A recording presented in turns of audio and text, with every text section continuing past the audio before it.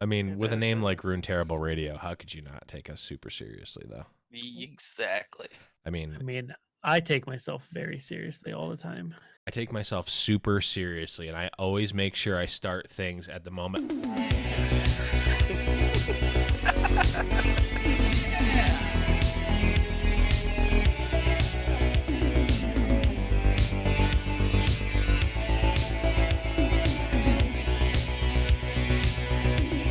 I am physically dancing in my room. You just can't see me. Oh, it's impossible not to dance, but Yeah, you have to. you've got to dance. Hello, everyone. Welcome back. Runeterrable Radio. We're all dancing here. We're back in good health and good spirits here. I am, of course, your host, Blevins. Joining me, as always, I don't know if I can hit the high notes on my voice yet, but I'll try it. Saucy Mailman. That was good. For those who don't know, Blevins, he's recovering vocally. He spent 510 hours straight casting a tournament. It was only 15 hours straight, but it was 22 hours over 2 days. Yeah, it seemed very long. I went to bed and y'all were like still casting Swiss of NA, and it was just I was like, holy crap. Yeah, it was Iron Man's shit. It was an undertaking, but we will be talking about that in a bit. But of course, you hear a mysterious third voice, and that, of course, is ShadowplayRed. Welcome, buddy. Hey, thank you. Appreciate y'all guys having me. We are happy to have you. But Saucy, I know you've got a relation with Shadowplay and your new org. So why don't you take the reins here and talk a little bit about that? Yeah, so this guy Shadow we've actually known each other for quite a while now, because we started talking it's been over a month. And yeah. It's been a bit. So we've been chatting a bunch. So Shadow runs the Team Leviathan Gaming. They are a very, very well-known Gwent team, but they're getting into the world of Legends of Runeterra, and we crossed paths somehow and started talking, and he somehow roped me into joining their team. I don't remember how it happened. Yes, it had to do with like a trip to Fiji and some like crazy stuff to happen after, but it was the Girl Scout cookies, if we're being honest. Yes. He threw in some tag-alongs. I'm like, all right, let's go, I guess. Tag-alongs. Oh wait, no. I like tag-alongs are the peanut butter ones, right? Yeah. Okay, no, those are top tier. Guy. Those are the two best ones, Samoas and tag-alongs. Well, what are they called now? They're called caramel delights because they don't want to offend anybody. I think it's Samoa. Regional. I see. Yeah, I think there's still Samoas here. I still see Samoas. Well, yeah. down in the South, which we're usually not like that, like PC, they're called. Wait, really? Yes. Yeah, there's still Samoas here. Yeah, that's Samoas. Ridiculous. I see what Samoas in New York with the too. South. That's ridiculous. Why are we calling them caramel delights down here? Because the South is the pinnacle of progressive politics. I would be happy that there was a delicious cookie named after me. That's true. Yeah. Well, when that's they like the dream. I mean, having a delicious cookie named after you. If somebody said, "I really enjoy the Shadow," I would be like thrilled. It's true. If they had a cookie called the overweight white bearded guy, I would eat the crap out of that cookie. Although I guess it's the Samoas that are causing that. So maybe. What would the Runeterrable cookie be? Ooh, what kind of cookie would a Runeterrable cookie be? I mean, I'm very partial to. So I love like so you want to know one of my favorite cookies of all time, but it's a limited run cookie, and I don't even know if they do it anymore. Cadbury cream egg cookie version. What? That doesn't exist. What? It existed 2 years ago, Easter season. So not last Easter, actually maybe 3 Easters ago. I don't remember. But holy shit! It was. I would really like to have gotten my hands on one of those because I do like me some Cadbury cream eggs. It was so Cadbury cream eggs, as you know, chocolate with just like a big amount of the cream in the middle, and like if you eat more than one Cadbury cream egg, you might actually die. I think it says on the wrapping, do not eat a second one of these within 24 hours, or you will just die. It's too rich. The cookies are like a nice. It's like if I recall correctly, they had a thin like chocolate covering, kind of like a ho-ho or a like that like chocolate shell almost, and then like a little a thin crispy cookie chocolate, and then just like probably like an eighth of the amount of cream in a Cadbury cream egg. So eighth good. of a lethal dose. Yes, 1/8 of a lethal dose. So you can only eat 8. Actually have 8 of those. You could eat 8 cookies. Hour yep. And that's not bad. Those were good. Man, yeah. I wish I could get a hold of some of those things again. Here in the South, they're letting me down, and we're all about obesity, right? Bring back the cat. This is why I go on so many podcasts. It's bring back the Cadbury cream egg cookie version. It was so good. Eventually, it'll work.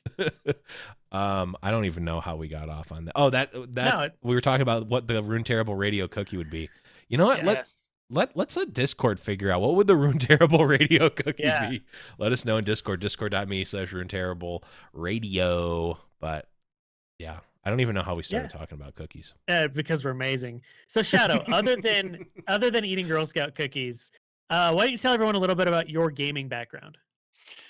So gaming, I'm not gaming's been involved in my lifetime since I can actually remember earliest, like very early memories. I think early memories are like my older brother playing Atari. So like I would play Pong with him, especially. Like I remember that was the first like competitive game that I like maybe got into, and I might have been really young, maybe 3 or 4. But like I think what really like hooked me as like a gamer overall for years was like the OG NES. Like OG NES in the 80s, like to me, like it secured me, I think, for a lifetime of like being a gamer. Like certain like titles in it, like Castlevania and like the old OG Zelda, Mike Tyson's Punch Out, Contra, like all of those had like different like meanings for me, but like they all put me on like a certain gaming path. I guess I could go on and on about it, but needless to say, it's been in my life for like decades. I'm not I also am like quite old, hence my like kind of meme nickname in the Gwent community, Old Man Shadow. There's a story behind it, thanks to a falling out I had with a former Gwent, now MTG content creator and streamer for F2K. Had like a falling out with her on stream, and it became like a pretty big thing where she banned me on everything and then said I was just some old man that liked to attack young girls. So like the whole community took the old man thing, and then of course hey, it's Old Man Shadow. Nice. When I show up to Twitch chats. So yeah. But yeah, competitively in gaming, I think like what really like I really got into was like sports games early on, like towards the end of high school. Like EA's like an evil entity, but like they hooked me in certain things. One thing being FIFA more than anything. I played FIFA from like Sega Genesis all the way until like 5 years ago, and I just had enough of it. I had enough of like the constant changes, and then like bugs started becoming like a really bad thing. I'd say 5 or 6 years ago with all the like pay to play like kind of leagues and stuff, and it just got to the point I gave it up. And around that point, I got like super into The Witcher, and that like delved me into like the CCG scene. Nice. Like, playing so. I was gonna say, all I know about FIFA nowadays is like you have to buy more packs of cards than you do in Magic the Gathering. Yes, and it's it's a racket, and to be competitive in it, you have to like spend, I would say, like 5 times as much money as you would in like Magic the Gathering. Wow. It's pretty insane just to like get the to be ultimately like really good at Ultimate. I guess that's what it's called now. The competitive side is where they play as an Ultimate, and it's just it's not for me. It's not for me. It's absurd. I would have never known. I'm an old school that. card man, like paper card man. So like once I got into CCGs on like online, it was just like that was it. I was hooked. No looking back now. Yep. Yeah, I think that's a lot of us. We just got tired of spending so much money in Magic. Yeah. Yeah, hundreds and hundreds of millions of dollars in Magic, and billions of dollars. The new Magic set, which if you're listening in the future is Ikoria. I'm like this close to actually buying real life cards for the first time in years because it's like I want Godzilla cards. but then I remembered that we can't go outside and see people and play with other people. No, So yeah. I'm gonna wait until at least we can go outside to at least I could go to the store and pick them up. To think Yeah, about when you buying can the physically Yeah. see humans again. Yeah. Who knows when that'd be? They might make us like get into bubbles, like boy in a Yeah. bubble, and like walk around and like bump bubbles. Hey, like I I think the new handshake now they're suggesting is tapping each other's foot. I hate it. yeah. How about I think the suggested handshake should be you shoot each other with an airsoft gun. Yes. Like you're safe, you're staying 6 feet away. Easy. Even when you say hey to a police officer. Yeah. Why are you I mean you don't need to talk to them. For the record, we're not telling people to shoot other people with airsoft guns, but it is Nerf with a Nerf gun. Shoot someone with a Nerf gun. Actually, I don't know. You can probably shoot someone with an airsoft gun legally. I don't know. Yeah, I Please, don't know please, how the laws work. please adhere to the laws of your local government. Yeah. And like because if you're Shadow, I don't even know if they have laws down in the South, so I don't know how that No, like works. not in most places. No, like Yeah. especially when it comes to marriage. Yeah, not at all. So just like marriage, Shadow, I want to ask you some questions about Gwent. So Yeah. Perfect transition. yeah, love it. No, so yeah, so Team Leviathan, I had no idea who the hell you guys were when we first started talking because I loved Gwent. I played in the closed beta, but when it came out of closed beta, I was so wrapped up into Hearthstone that I never gave it a chance. So I'm just curious. So you guys are mostly well known for Gwent, but what made you kind of get into Legends of Runeterra? What kind of brought that on? Yeah, like as you said, TLG's. We are the most known. Like one of the. I would say us and Team R2s are the most known. They are competitively. I would say like nowadays when it comes to content and really competition too. Like yeah, we're looked at one of the better teams or one of the top teams in Mhm. Gwent. We tried like a year or so ago to get into MTG and expand due to a team friend that was like pressuring like, oh come on, I'll run the team. And then as soon as we started like expanding it, like he kind of saw how much how much responsibility it was, and he just kind of lost interest and ghosted us. Yeah. So like at that time, whenever we like backed off and we are like, all right, we're gonna refocus, we went um we're going to wait for the right game to like pique the partner's interest because there's four of us. Two of us are original founders, and then the other two came on for specific reasons. Mhm. One being content, and the other being tech advice, and both of them have given like so much of their time that they kind of deserve to be a partner. So we all like decided, what are we going to do? Are we going to expand? We're going to stick with Gwent. When are we going to find a game? Well, Runeterra was actually that. Like we started reading about it some time ago. We started talking about it then. Once we learned more about it, some of the teammates got into closed beta. I would say 6 or 10 of them, and we started getting a lot of feedback from them. A lot of feedback from people in the Gwent community that were playing it. And so we decided it was time to go. We've had like quite a success with Gwent in the last, I would say, year. Especially since our website started. I think we today, as a matter of fact, just crossed 1 million hits Oh, nice. to our website. So I think that was in like around 14 months. So, we've doing something right with Gwent, and I really think that like with Runeterra, we're going to emulate the same, if not better. I think main reason, like there's so many key points, but the main reason is Riot really wants this game to succeed. Whereas Mhm. I really love people. I know a lot of people that work for CD Projekt Red as I've gotten to know them over the years and work with them. But it just seems like they're working with a really constrained budget and a Right. real minimal team. Mhm. Whereas like I think Riot's really putting a lot behind this and really wanting this to be, like you said before we started the show, something that's like 10 or 12, 10, 15, 20 years Mhm.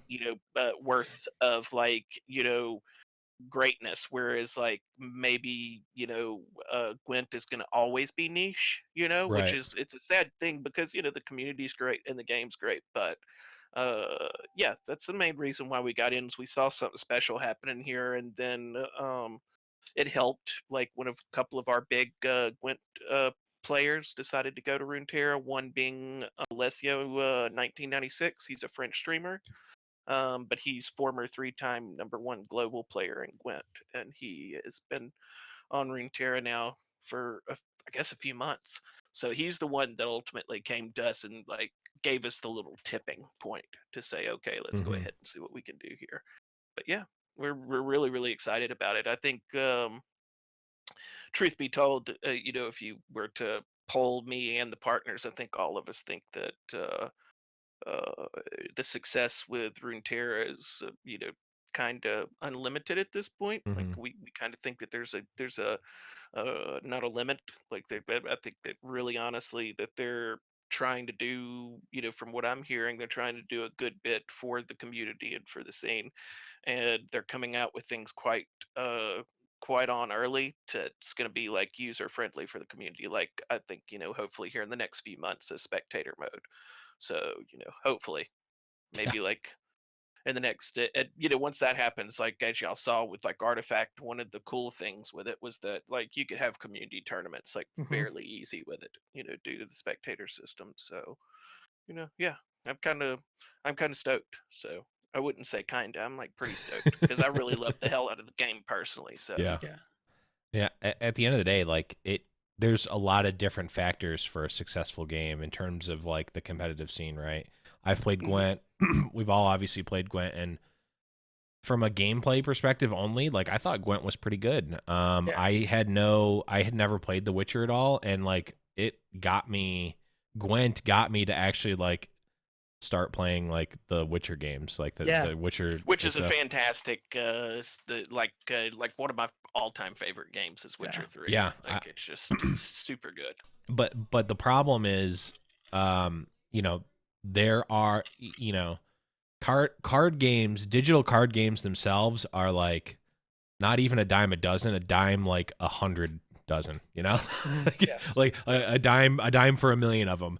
Good digital card games, I would say, are almost a dime a dozen because, you think of games like Duelist, was actually a very good game. I mean, arguably not a card game, but like I would call it a card game.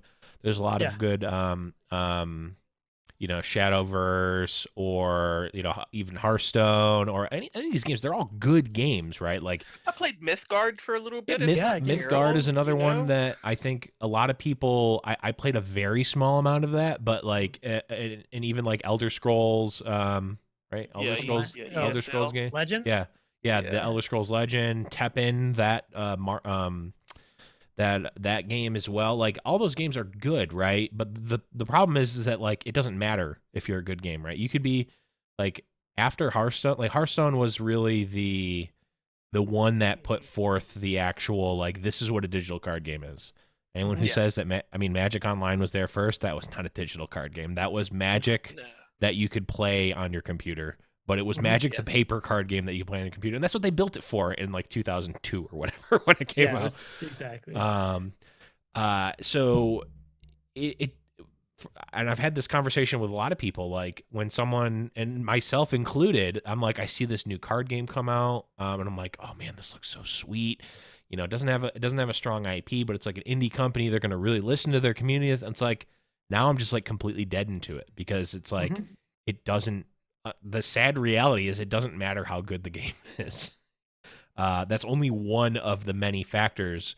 Yeah. And, the community itself is a factor. The developer support is a factor. The, not even just the developer support from the game side, balance, and then esports and competitive scene and community is another thing. And I think when, it's still sort of at least somewhat uncharted territory for the other games that Riot has right now. I mean, we're still like Runeterra was technically like the first game that puts the S on Riot Games, right?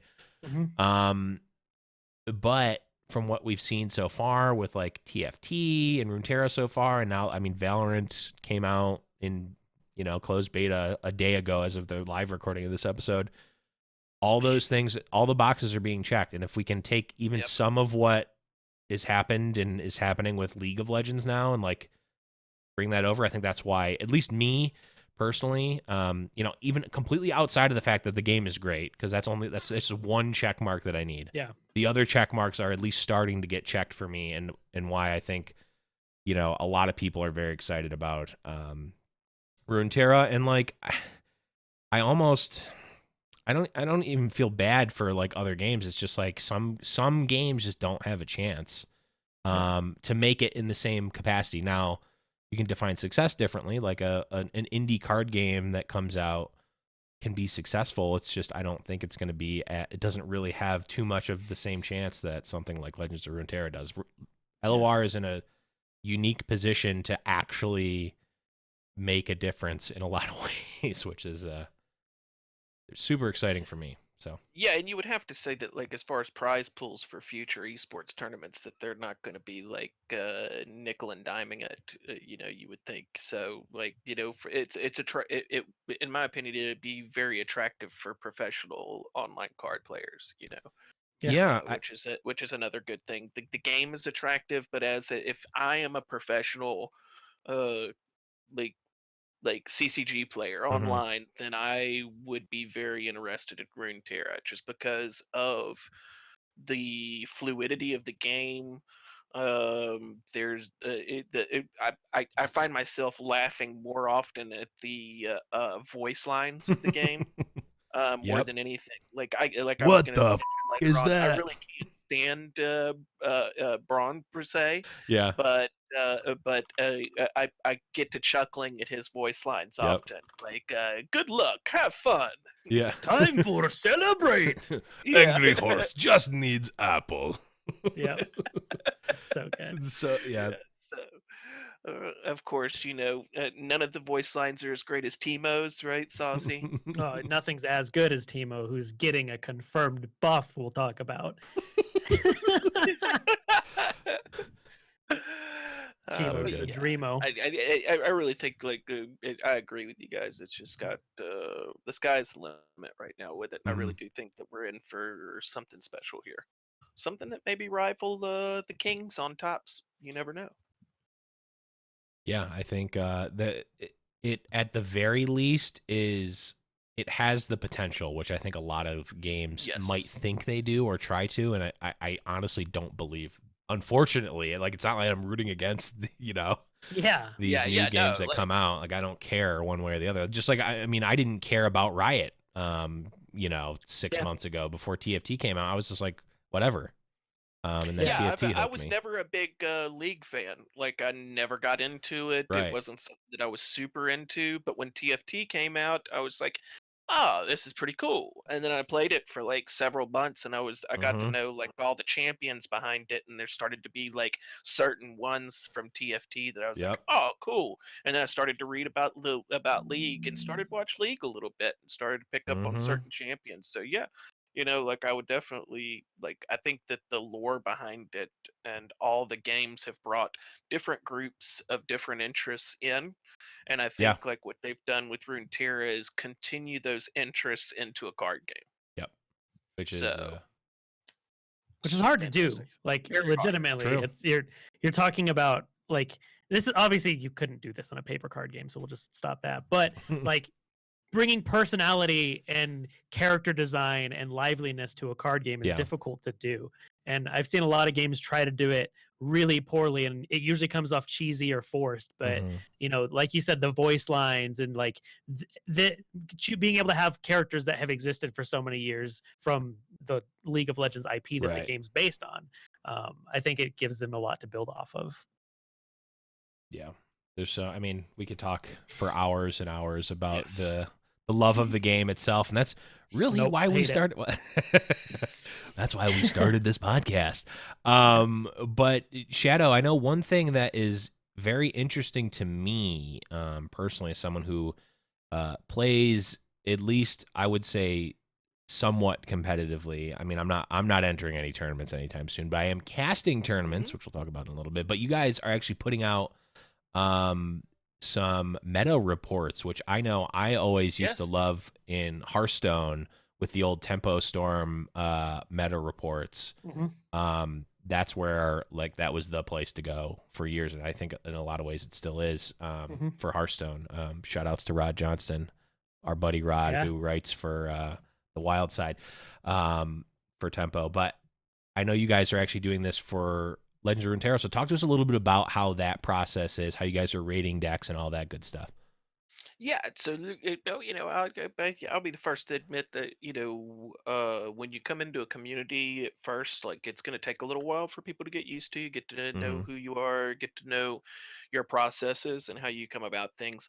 At first with Gwent, with our meta reports, like I was telling the team the other day, I think we got like 15 or 1600 hits to the first meta report for Gwent, where like we've already like I think quadrupled that, if not more, with the first report for Runeterra. So I think we were pleased with that for a first go. But the way we go about it, and I'll try to be as not over explaining as much as I can, because I could go on forever. But you can, according to the top players that I know and that I work with, and that I trust, you can realistically climb to masters with almost anything if you're a good enough player. There's a lot of decks out there that if you can pilot them properly, you can get to masters. And this is, now granted, these are all players that are in the top 50 masters, so they're like super great at CCGs, so it's easy for them to say. But in their eyes, honestly, that if you're good enough and you put enough time in and you have slightly over a 50% win rate, you could probably pilot most things to masters. Okay. Now, once you get to masters is where the real competition starts heating up and you start to differentiate the meta, right? And so we basically we take what's the best list after you hit at masters, basically, as it helps us determine ultimately what the best meta deck can be in most situations, or in the in the most essential situations. The thing with general statistics, because we had statistic sites back in Gwent with Gwent and Gwent Up, and later CDPR was feeding us officially, their stats. We noticed that they were heavily influenced like by different levels of players. So those could be players from noobs to like casuals to clowns to pros. Right.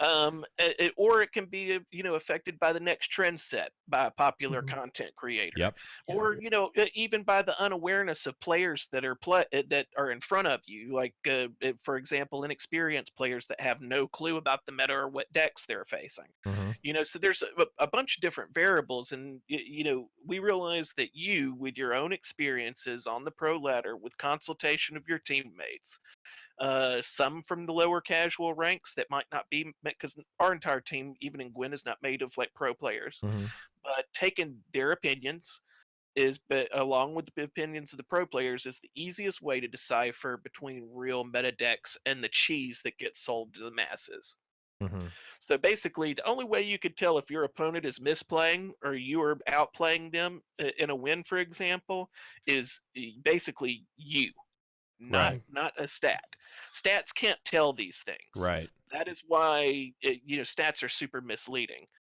We believe that gathering a dozen or more top level masters players, which we're talking all top 50 just about, that are having to do with our meta reports in their respective regions, gathering those to have a thorough discussion about meta and its decks, and that it will give a more indicative representation of the meta, while also opening our own eyes to maybe some decks we're not too familiar with ourselves independently. I think we figured out that confronting all of our point of views quite often, and it has in the past with Gwent, leads to us discovering new game plans or learning about better matchups the players might have lacked some knowledge on.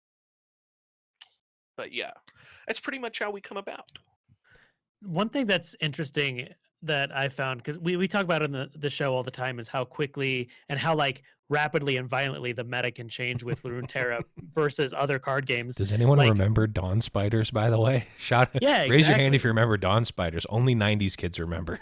Yeah, seriously though, like I was talking about this. It was actually last night when I was streaming, because I was playing some Ezreal Karma, and someone was just like angry, saying, "Oh, you need to be playing like it was a different Ezreal deck because You that did was the be flavor playing of the day. Ezreal Yes. Draven. Yes. Yeah, I think it was Ezreal Draven, and he was like mad that I was playing Karma, and I was explaining, well, I just prefer this deck more. It's more fun to me. But are you guys finding that the meta is changing so rapidly that it's making it difficult for your meta reports that you're putting out? I think putting out a meta report, bi-monthly is challenging, but like when you have such a wide diversity of like decks that you do in Runeterra, along with the frequency of the changes in the meta, Mhm. um, it's going to take having a dedicated content team or a dedicated group. But all these people, like that we brought onto the team, I think Saucy can tell you, I had very long conversations with Mhm. everybody, and I definitely put it across that, listen, if, currently, just being a content creator for a team, doing written content for most teams, you're not paid. You basically do it for the love of the game and the Mhm. love of the community. And so coming in knowing that listen, you're doing this for the love of the game and the love of the community, understand that, because ultimately it's just a waste of both of our times if you get in and you go, man, this is kind of tough and I'm doing it for free. This is Yes. bullshit, you Yep. know. But yeah, I think that we got a good, like, even the newer faces that we've brought on over since we released the first meta report. Uh, I think these guys, I'm not every one of them have a strong sense of the game, and I think all of them are willing to put in the work. So I don't think it's going to Mhm. be. I think it's going to be a problem for the person that does the editing and the inputting to the website, which would be me currently. So um, I'm a man of many hats with TLG. So So I have an interesting question as well in hmm regards to metas because, and this will actually sort of tie into our next topic as well, which is tournaments, because yes, we don't really have a defined tournament structure. There's been a handful of tournaments that have had a couple of different formats, most of them Mhm. multi-deck. The one thing that is relatively evident right now is that playing a deck on ladder and playing tournament decks are pretty different. To go it's back to, always different. yeah, it's very different. Well, the thing is, this is not really different in Magic, right? Because Yeah, well, yeah, well, not but I yeah, guess in let me say in backtrack, in the CCGs I've been right. doing meta reports for, Hmm. it seems like the tournament decks and the ladder decks do have a clear divide in strengths. Right. Clear Like divide is, yeah. mhm. Well, the other thing is like for the way that Runeterra, the Monokuma tournaments that we casted this past week, myself and Yep. Casanova, the format is you bring 3 decks. They can't have overlapping. They can't have overlapping regions, and you get to ban 1 deck, and it's best of 3. Yeah, So seems the more straightforward way of running a tournament. Yeah. yeah. So what was interesting when you said when you brought up your story, Saucy, about the person in chat saying, "Oh, you should be running Ezreal Draven." Yeah. Here's the thing: Ezreal Karma would probably have had one of the higher win rates in the tournament that we casted, except it gets banned almost every single Yep. time because it's so strong. And Yeah. when PNZ and Ionia are 2 of the strongest regions right now, it doesn't actually make sense to put them both in one deck when they can Yep. get banned out with one. So like Exactly. we didn't see a ton of people playing Ezreal Karma at that event, and when we did, it was usually banned. And when it was, if they had it in their lineup and it wasn't banned, it had a very high win rate. Yeah, So it was winning. Yeah, yeah, uh, it's a sick deck. so I know I'm long-winded way of asking this is like, is the meta report specifically for ladder? Is tournament Yes. results? Okay, cool. Yes. Because now like if we were doing it like you said for Magic, then a lot of them would translate to both Sure. both sides. Hmm. But the thing with like tournament decks is that, and I try to like. I wish I could educate more people that are in communities and the ones listening right now. Like if I can give you any kind of education, just because somebody dominates with decks in a tournament. Now because the communities always want the deck list, we always give them. But if somebody, just because somebody dominates, a top player dominates with this new strangely odd deck and then wins a tournament, does not mean you can take that deck and get on the ladder and emulate the same result. And I think you could even say that with Magic. You can't take a deck off of a tournament and just automatically assume because this person is dominating with it that you're going to take that deck and you're going to kill with it. And you can't even really do that with meta reports. We're giving you, basically with the meta report, we're giving you the best option in our eyes that you can take, get to Masters with it, and also be very competitive in Masters with it. So, that's the thing. We're giving you that tool. Now, ultimately, the other tool to get you there is you. Right. So, well, I guess no I'm one out wants of to it. admit that one. I guess I'm out of it. Then I'm out of the running. So, and listen, I'll be the first to tell you, I'm great at running this team, and I'm great at building things within the team, but I suck at children's card games. Like, I was a pro for a long time in Gwent, and yes, I did make a few Masters tournament qualifiers, which are like the step before you go to Poland.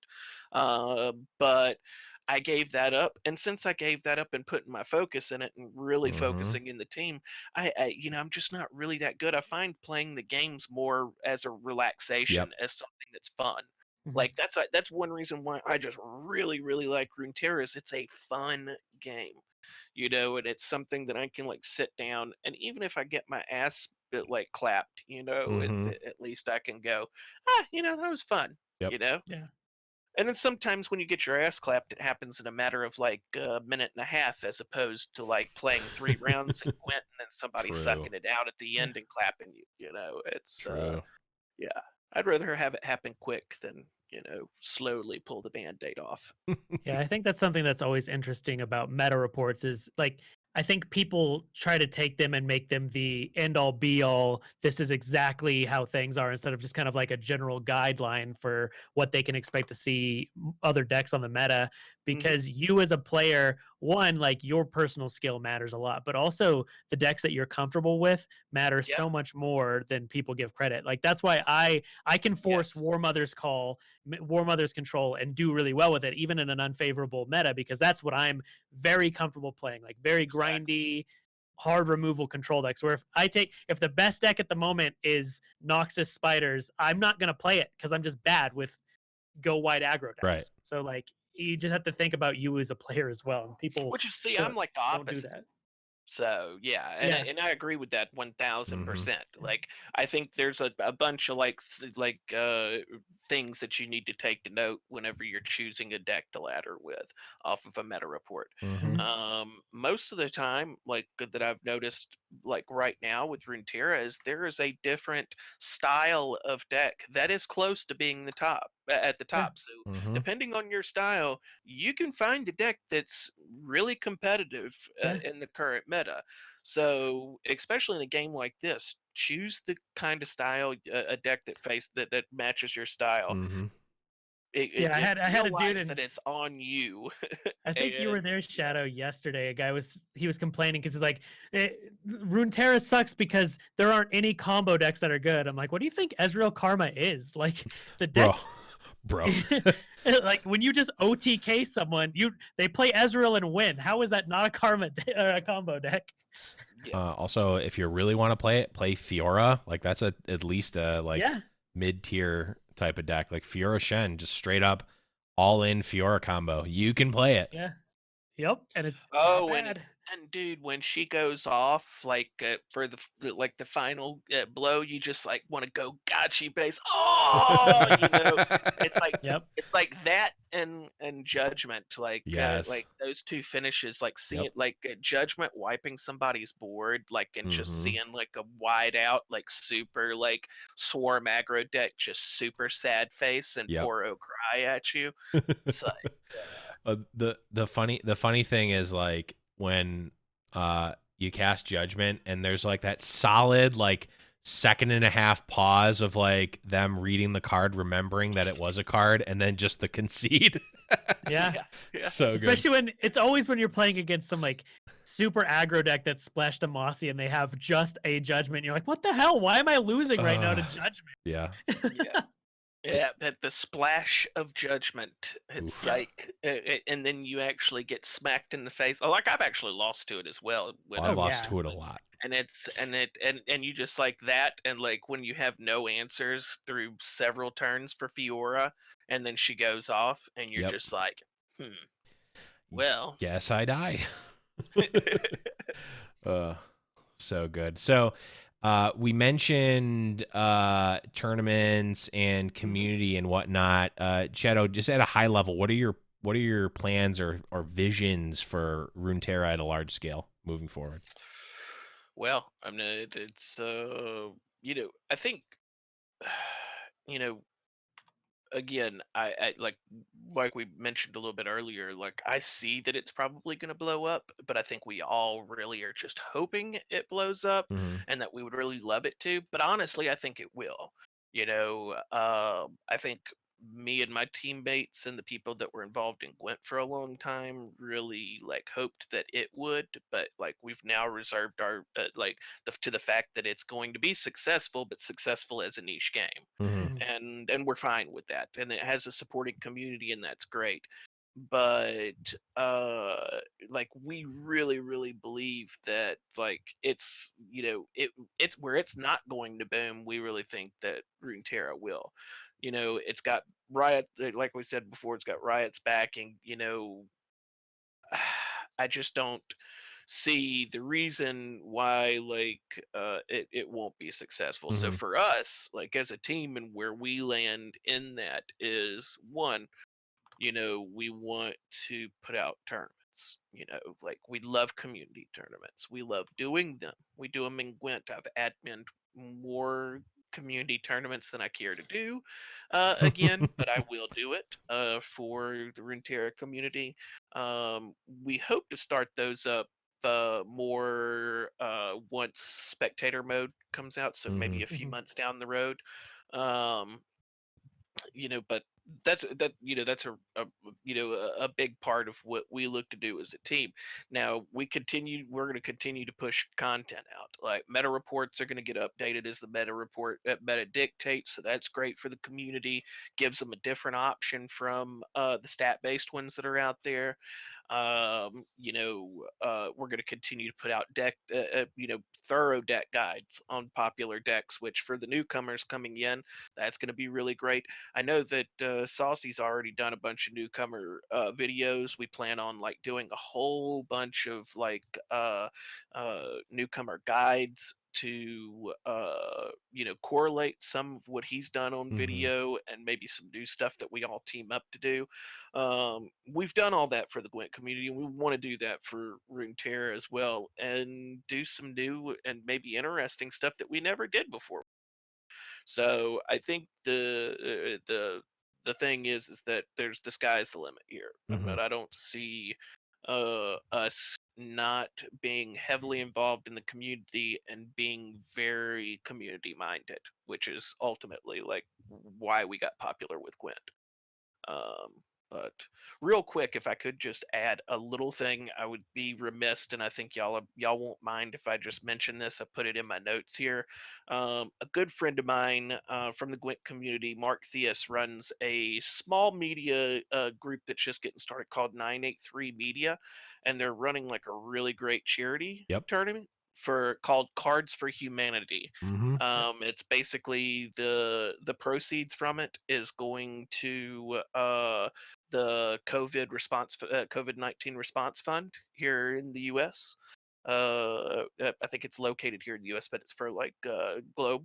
Yeah. Mm-hmm. And Charmer and Laser Gigian are actually casting it. So the Runeterra portion is this weekend. I think they're still greatly in need of like just casuals and pro players Mm-hmm. alike. So People.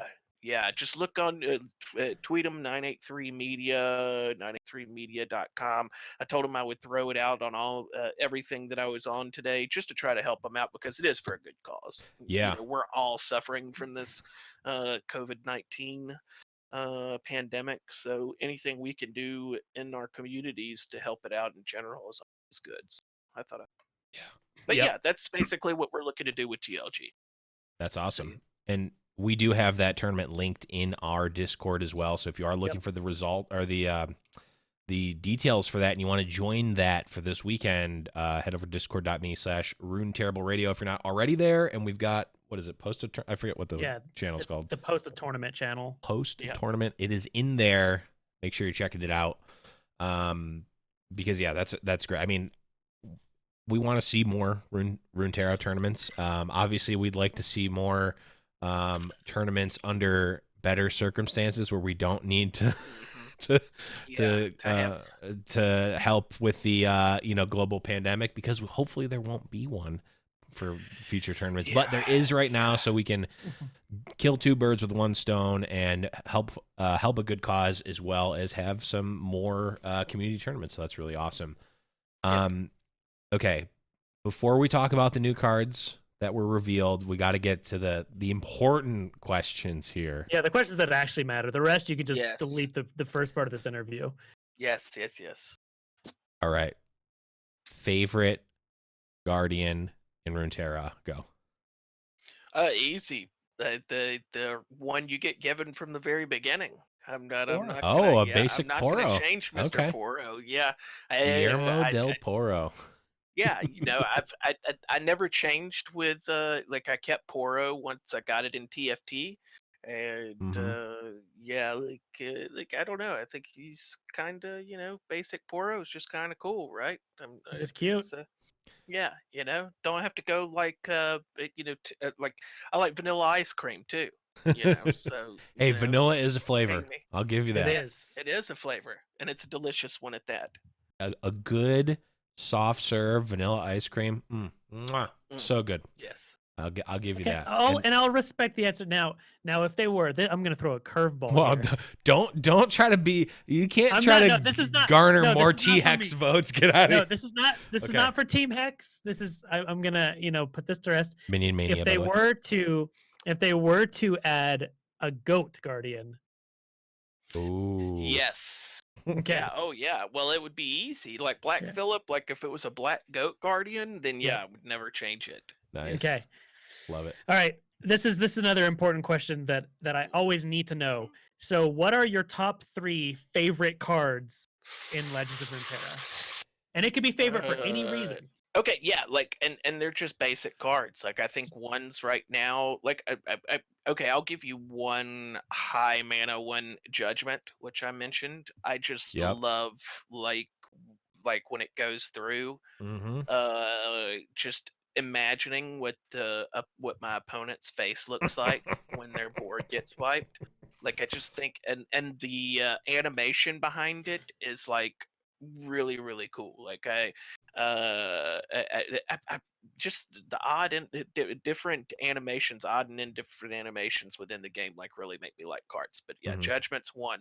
I'm a chef by trade, a pastry chef and a artisan baker, bread baker, for a very nice resort here. And so War Chefs is a card that I do find is very like good. It's a very good card. True. But at the same time, I like its voice lines, and I do like that there are war chefs, know, because I could just come out with my knives or with my spatula and start like slapping people around, and it's like, hey, love it. But I think probably my favorite card right now, and it's just because I've been playing a lot of Demacia, is Bannerman. It's good. Like when, especially when you have almost like mono Demacia, know, and then you are guaranteed to get the payoff with him. It's just like when it drops and you have a near full board, it almost like is a payoff of payoffs. Yep. And it's it's a game swinger, especially if like you're lucky and you draw like 2 back to back somehow, and you're just like, how in That's the called hell did this cheating. That's happen? not Yeah, lucky. that's called the That's cheating. BBG special. Yeah. Yeah. Double Bannerman is cheat, as Yeah. our Yes. teammate in Gwent, that's a popular streamer, Spiro, says about every card or faction Cheating. that is good. It is cheat. Yep. Yeah. But yeah, those are my 3 favorite cards. Yeah, I would say. Now, do you have a 3 least favorite? I don't think I've really, really like formed like a loathe yet. Like I Okay. would say the closest thing that I loathe right now is the frost effect. Like it Oh, yeah. pisses me Yeah. off. Like especially like heavy Freljord Ash decks where like you're Yep. getting multi frosted. And then like I really can't say, and they're not it's not a great deck right now, but when you face it and it goes off, it really pisses me off. Is the stun Yasuo. Yasu? Yeah, Yep. it Mm-hmm. like that Hate that will legitimately make me like punch the air and like walk out of the room Yeah. for a personal moment. Yep. It's yeah. So I'd say like those are the only cards or like archetypes that kind of like irritate me a bit. But yeah, like I don't think I've loathed anything or can like say it's least favorite as of yet. I've Well, been playing about a month, so that's a good thing, is that you haven't found least favorites yet. I'm sure the more you play, the more you'll find least favorites. yeah. There are stuff that like I said that irritate me, but I don't know if I could go like as far as to say it's a least favorite yet, because I might end up playing it in like a week and say, Right. you know what, I really like this. Yep. Yeah. Yep. You got to give it a try first, for sure. Yeah, I definitely see myself playing way more champions over others. Mm-hmm. Same with archetypes, like that I'm starting to pick up right now. Mm-hmm. But I don't think I've really played enough yet to kind of form my opinion on like what I'm gonna end up, what region's gonna be a fave, and what archetype's gonna be a favorite, what champions. So yeah. I guess the newness of it for me is still there, and I don't see it changing anytime soon. Like but all the Gwent teammates are so sad because I'm like not in streams. I'm not ever playing the game right now. They're like, what happened? But yeah. Hey, it's a really fun game that you just want to play more of, for sure. Mm-hmm. Now, Yep. real quick, I know you mentioned learning a little bit more about the champions from TFT and maybe diving a little bit more into. Are there any specific champs that you want to see put into Runeterra card form? All right. So I've really thought this like from the TFT side of things, and then I pulled one from League of Legends that I've seen a few times. The League of Legends ones I'll start out with. The one that I think a lot of people want to see anyway is Lee Sin. Like I think like he's super cool. Nice. Like I've seen him in Legends played. I just think like from a card designs, like I imagine what the card design's gonna be, Mm-hmm. and I think like I would like to see that champion from Legends, and like I said, I don't know, but to me the whole like kung fu like blind Mm-hmm. monk kind of like any kind of like stuff like that is Yeah. to me is like super cool. Now from the TFT side of things, like champions that I really dug off there that I would really like to see. Number one, Nar. Yes. I want to see Nar. Like such a cool little bastard, and I think he would be like super awesome Mm-hmm. in this game. Another little, but super cool little lady from TFT that I absolutely love to get late in the game was Miss Fortune. Like, I Oh, love Miss nice. Fortune. Yeah. She's so cool. Plus I love pirates. Yep. She's like comes out with little guns. Yeah. Just like firing them off, and you're like, yes, so like I would really like to see her. I really like the like that part of TFT. I Mm-hmm. like the gunners. Mm-hmm. Most of those to be quite honest with you, that's one of the reasons why I played Lucian a good bit in the beginning. Mm. I played more the Garen Lucian mid range, and everybody's like, you gotta play Fiora instead. And I was like, I like Lucian, so you fuck off. Yeah, so I'm playing Lucian. Yeah, so that's basically how I decided that I was going to play that over Fiora. But I would really like to see Graves. Like it's another and Swain. I'm not Swain's cool as all get out. So yeah, those are some that I would that just off the top of my head that I Evelyn would be kind of cool. Oh yeah. Yeah, like she's super. Yeah, I liked Evelyn, so I wouldn't mind. There's so many just different. But I think you could go on and on because there's so many that like. That's the cool thing about this game is like legitimately they could go. They have expansions upon expansions upon expansions that they could go on with for years. Yep. Just with champions alone. So I'm really excited to see like all the different stuff that pops up with the game. I really am, especially champion wise. Yeah, I could see them, like, bold prediction, I could see them adding Quinn in the game. I was gonna say, I didn't know that Quinn was a champion in League of Legends. I had never even heard that name referenced ever before, and now we did get Quinn revealed and is now in the game. Quinn, a new Demacia hero with a brand new keyword, Scout. Scout says the first time only Scout units attack each round. Ready your attack. So it's pretty sweet. It's pretty strong. Quinn basically attacks, and you get a fleet feather tracker when you attack. Essentially, it's called Valor, which is a 2/1 challenger, but also has Scout. So basically, you get to have your first attack with the Scouts, and then if you want to attack again, you can attack again with everybody. It's an interesting mechanic. I could see some people getting really irritated very early. Yeah, I mean, this is it has possibility of being really good. Yeah, I mean, you think about Lucian and like Relentless Pursuit and just all of the rally cards that give you extra attacks. I mean, flipped Garen, like all those things are amazing, right? These cards are just like, yeah, you just get it. And like, yes, you can only attack with Scout cards, but like, we don't know how many Scout cards are going to be. Maybe this is all of them, but even if that's the case, like these are pretty strong. And decent ones, yeah. They effectively have double attack, right? Like, I mean, I guess it's obviously different, but like you think about it, if you're just attacking with Quinn on an open board, she's doing 10 damage, right? 3, 6, 7, 8, 9, 10. Yeah, she's doing 10 damage with her attack. So it's like ridiculous. It's really ridiculous. Yeah. So it's on a side note real quick is that did they get your like picture when they were drawing Green Fang Warden? Like I'm kind of curious, Blevins, did they like sneak it in? Because if to turn your face like a little bit to the other side.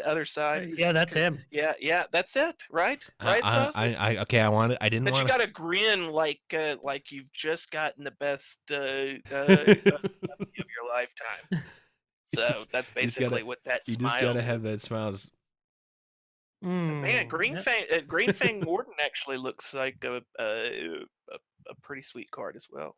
Yeah, all these cards. A real quick go through the different cards. So we have Quinn and Valor. Quinn, when she levels up, so she's a 5-mana 3/4 normally with Scout. When she's summoned, you summon Valor, which is that 2/1 challenger Scout. And then her flipped version, so she flips when she's seen you, or I guess when I've seen you attack 4 times. So that can actually be in 2 turns with Scout, by the way. She flips, she gets +1/+1 into a 4/5, and then she has, when she attacks, it summons a Valor challenging the strongest enemy. So you just get a free one. You get a free Fleet Feather Tracker every single time you attack.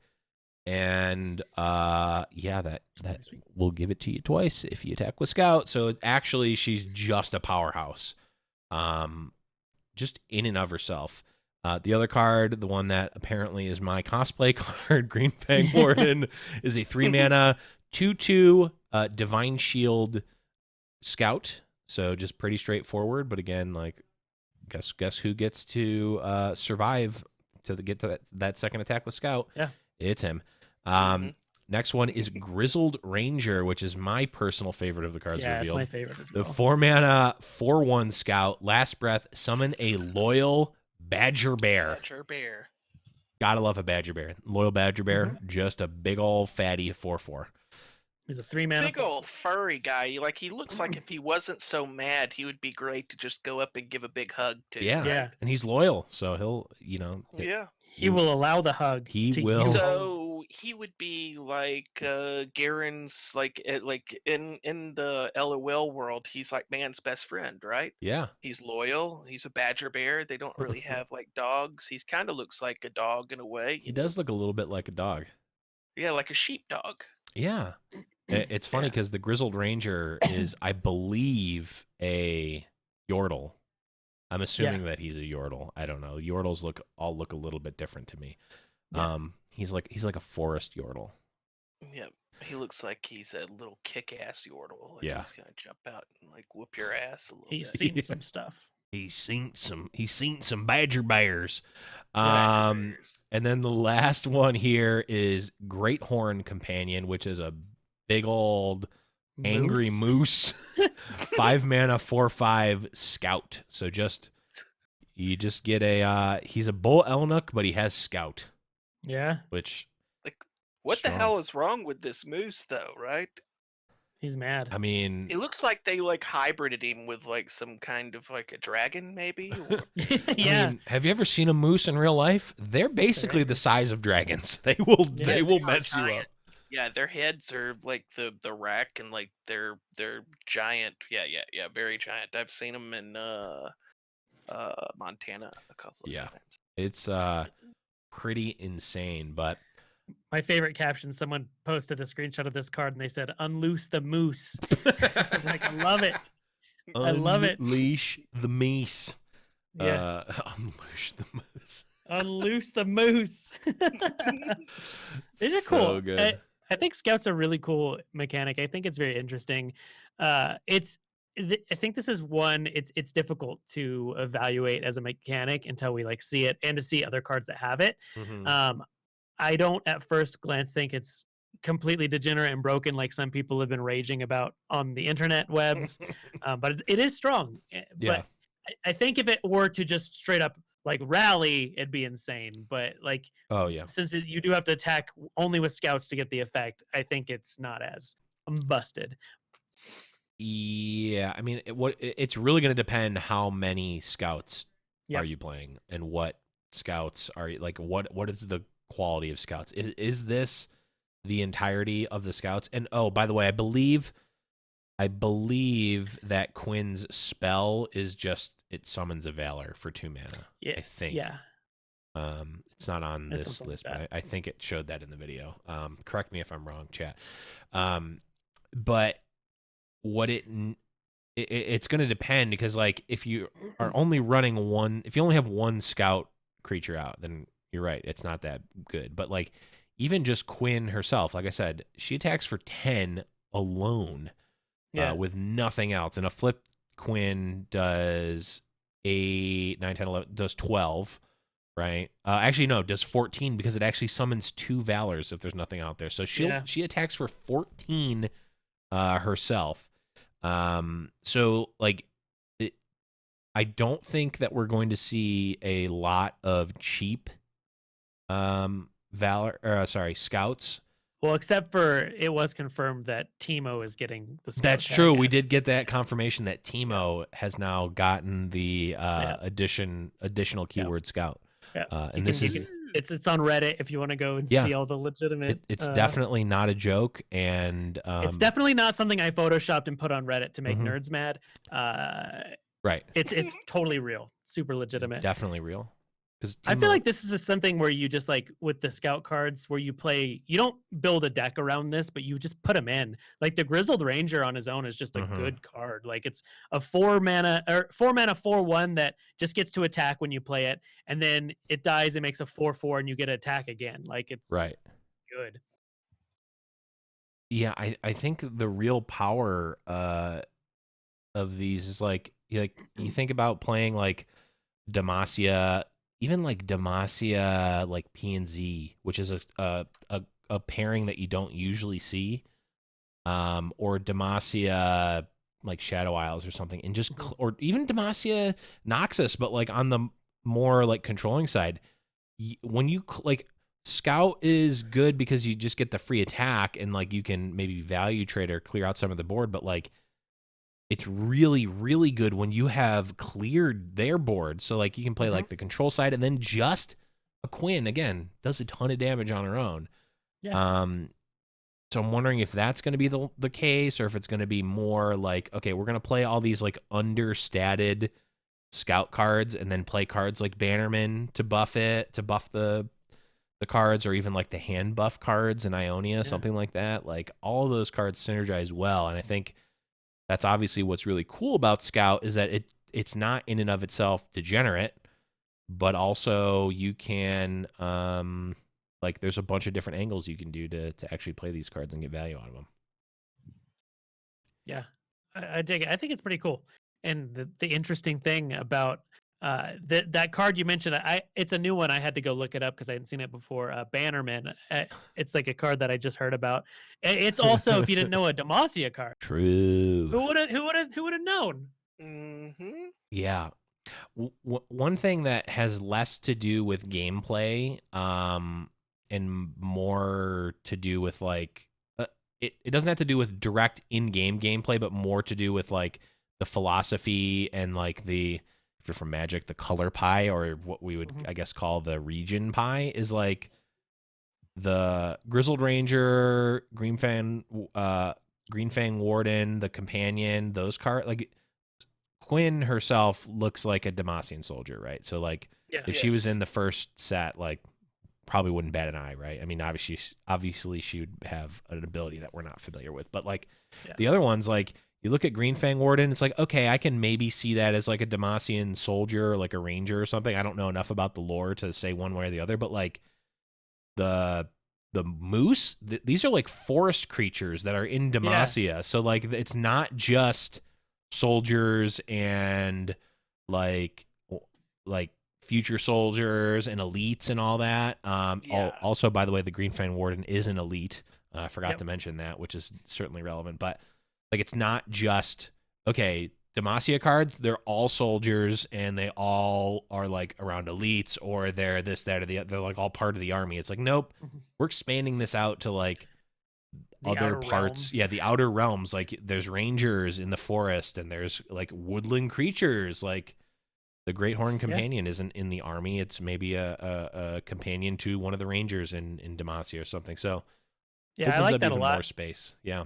And it like plays on the flavor too, just like how we have like all the crimson dudes in Noxus, where Noxus isn't just these big beefy military dudes and like little aggressive, homies. You also have these weird vampire cult in the middle of Noxus, so it's really cool. Yeah, it really, because that was one of the things I was like a little bit worried about, because it's like I don't know a ton about the lore of Runeterra, the world of Runeterra, but I know that there's like, a handful of other regions that people are like predicting or that are like possible. There's like Bilgewater, there's Mount Targon is one. There's like the Void and the whole like Void creatures and Void characters too. But then like besides that, like I don't know. So it's like, well, where does this character fit? Where, like, what is Fiddlesticks? I have no idea. Some weird demonic creature. Where does that go? He's a scarecrow. And what's also cool is like, and we've seen this in Magic before, like each set essentially is like telling a story, right? So like we've seen with Planeswalkers, it's even more apparent. It's like we see the Planeswalker in this set is what they're doing in the story at this point in time. And then we'll see that same Planeswalker character in a different set. It's from a gameplay perspective, completely different card. It can be different colors. It can have different abilities. It could be a like undead version of them. It can be this. So like we might see, a zombie Garen or something. I don't know the story. Like they can do whatever they want with the story, and they can tell the story through the cards. So we might see a Noxus, a Noxus Teemo for some reason. Yeah. So he has Overwhelm, and he's like a 5-mana 8/8. Teemo. Jumbo Teemo. Teemo the Swole. He's got a protein shake in one hand and an axe in the other. Teemo. Well, isn't that just Nari, right? Yes. Yeah, that's true though. He's like angry Teemo. Yeah. I am Teemo, hear me roar. So good. But yeah, so like even though it's like it's a really little thing, and it's literally only like 3 cards right now that we've seen. Well, we've seen 4, I guess, or 5 technically total cards in the new set. It's little things like that like it's not even in the new region, which we're not sure what it is yet. There's been predictions, there's like data mining and all that stuff. I have no idea what the reality is, but we'll see, I'm sure, soon. But like just hey, the team is still like developing from a gameplay perspective and a flavor perspective. Like what does it mean to be a Demacia card, right? It's what we know now is that it's not just the basic soldier dude, or like the buff spell for the soldiers, or the garrison, or like the ballist, like whatever. It's not just like the army. It's a whole. It's broader than that, which I think is really cool. Truth. Any other comments, guys, on these cards, abilities, anything that we've seen so far with this new set? Nothing for me. I'm just really excited to see what more comes out. Like I'm excited to see what the new champions are, and I'm really excited to see it like roll out later in the month. I think this is a real exciting time. Yep. As of this live recording on April 8th, we have 20 more days until the set is released. They're supposedly going to be revealing more cards from between now and then, I would imagine. Yeah. I believe it was confirmed that we're getting 1 new hero for each of the existing regions, and then 6 heroes for the new region. Yep. I'm pretty sure that was publicly announced, I hope. If not, forget that I said that. There's 5. There's 5 for the new region. Oh, it's 5. Okay. Yeah. So everyone will have 5 champs. Oh, right. Okay, yeah, I was adding twice. I was adding 1 twice. It's okay. Sometimes you just add twice. That's okay. Sometimes you just add twice. But yes, the next teaser was a Braum starter. So we got a Braum like introduction. We got the Lux one first, and then we got a Demacia card revealed. So now we got Braum, so maybe we'll get Freljord next. Freljord needs some help, so we can find. Yeah, yes. Freljord right now is hurting. It's definitely a secondary region. Oh yeah. Yeah. You're not playing many. It's a splash. Yeah, you're not playing the Freljord Allegiance deck very much. Yeah. Well, that's because that Allegiance card is not great. Now it's splashed in like tons of decks. Like there's true. But it's not holding its own yet. It's sad when a 1-mana 1/1 bird is really carrying most of the weight of the entire region. It's a good ass bird though. Yeah, that bird is real good. The other one is the potion. Yeah, potion of elixir. Yeah, or elixir of iron. Yeah. Yeah. So when 2 1-mana spells are really carrying the entire region. I mean, we saw a little bit of Ash. I know Mogwai was playing an Ash deck in his tournament, but yeah, I wanted to just quickly before we get going go over just a super high level the Monokuma tournament, because I casted it for 20 hours across the NA and EU region. Fresh Lobster ended up winning the EU side, and Bruce by God won the North America side, which for those of you paying attention in the Discord, we are currently in the midst of rescheduling, getting Bruised by God on the show. So keep an eye and an ear out for that. So he will be on the show at some point, and we'll announce that in the Discord once we get the dates and times all settled. But was really a cool tournament to cast and watch, and really a ton of really great decks and a ton of really great players. And Shadow, I know you guys had a representative in the finals of the NA side.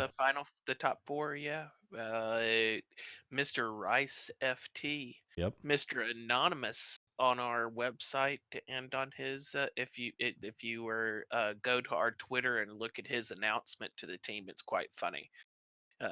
He's refraining from putting his personal picture on the internet, which is respectable. A lot of people do that nowadays. Honestly, smart. So he was like, I was like, well, what do you want? That's going to make it kind of odd for me to do the announcements that we always do, because we have like your picture, in it. He's like, just use something like rice related. And so I found like this really like goofy kind of animated rice bowl with a weird smile, and that's what I use. So that's with his bio pic as well. But yeah, he played really well. I think I sat with him through most of the time he was going through the tournament. Like sat with him like I was in the Discord channel chatting with him. Like, hey man, keep it up. So it was really cool, for us to see like one of our players do really well for the first time in a tournament. So I think you'll see more of that. We had a couple other players that did play, but they I think all they did was make 236. So Dalton, I think, made top 36 of the EU side. Nice. So yeah, I mean, it was a stacked tournament. A lot of the best players very stacked in NA and EU are playing in these tournaments, because guess what, guys? That's all we've got right now. So everyone is just pining for tournaments to play. So two things. If you're looking to play in tournaments, come over to the Discord, discord.me/Runeterrable Radio. We post any tournaments that people send us. I'll post in the channel. I'll retweet it on Twitter, all that good stuff, because I just want there to be more in the community, and I want people to start getting, like, let's start getting these regular tournaments that people know about and get them going. And then also, if you are a tournament organizer or someone that's running an event, hit us up as well in the Discord, because again, I want to post it. So if you're an organizer or a player, hit us up. We want to help connect you guys so we can get more stuff going on. So yeah, really There's good. There's a couple cool ones I think going on this weekend. Several of them, and I think they actually are behind, like, or at least 2 of them are behind like teammates of ours. I know Sasuke has his Sunday showdowns, so that'll be going, I think, this Sunday. And then Maverick, one of our new teammates from Australia, I think he has a circuit going, which the second tournament is over this weekend, and I believe it has a pretty nice prize pool for the finale of the whole circuit. So very nice. Definitely something to check out from those 2 guys. So if you're into the community tournament kind of thing. Yeah, definitely a lot of good and cool stuff going on, for sure. But Saucy, I know we are pushing time here. Is there anything else that we want to go over before we get going? No, I just wanted to bring up again, this weekend, if you are watching this, listening to this in present time, is that Runeterra for Humanity tournament. So if you are looking for a tournament playing it, it's open to anyone. So go jump on that. It's for a good cause. And the tournament playing is fun. So and not to mention, you get casted by a couple really cool fellas. Yeah, true. So, Charmer's awesome, friend of the show. So the current only 2-time guest right now, and we're looking to get a third one. Get a third time. It's just always fun to have him on, and he's good people. So so go play in that. Do it. Awesome. Well, Shadow, thank you so much for being on the show. For having me, guys. The floor is yours. Sell out, shout out, tell people where they can find you, etc., etc. Yes. So I think easy thing to do is to just look us up on Discord. You can come to our Twitter, which is at Leviathan TLG. That has a link to a link to our Discord, which I think we're pushing 3,000 community members. Very active Discord. Like to talk everything CCGs, especially Runeterra and Gwent. So, if you're into one of those games, definitely pop by. Like I said, with Runeterra, we're planning on a lot of community tournaments. So, if you're into making, some nice, it's not going to be like, a world championship prize pool, but if you're into cool community tournaments and making a little money while playing, it's definitely something to keep an eye on. Not to mention, we're going to be putting out a lot of other content. So yeah, Leviathan TLG on Twitter. Pop by our Discord. We're on Facebook, Team Leviathan Gaming. We also have a community there of I think around 2,000, 2,500 people. Twitch.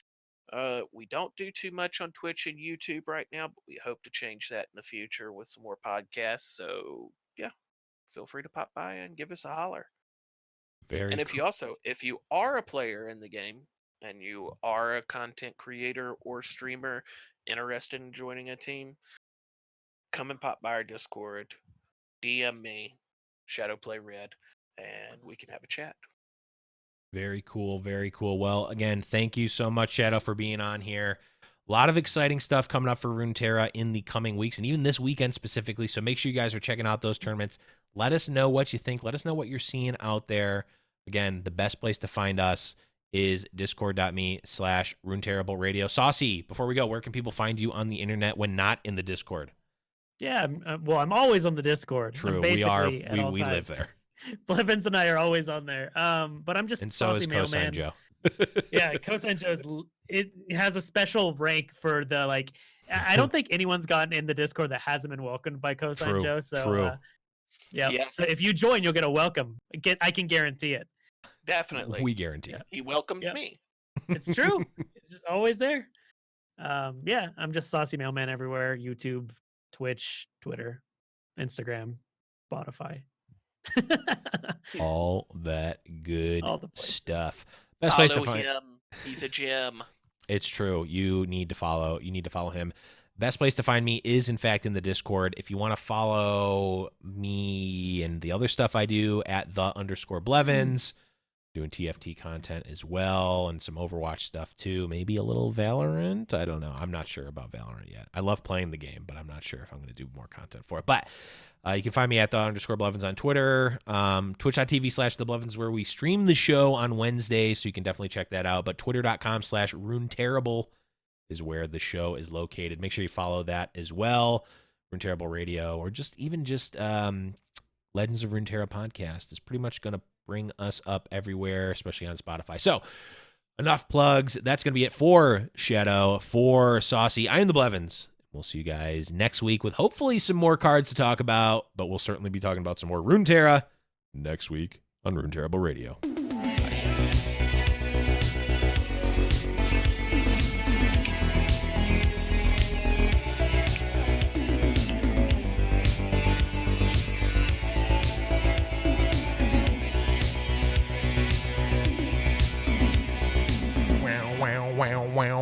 Wow.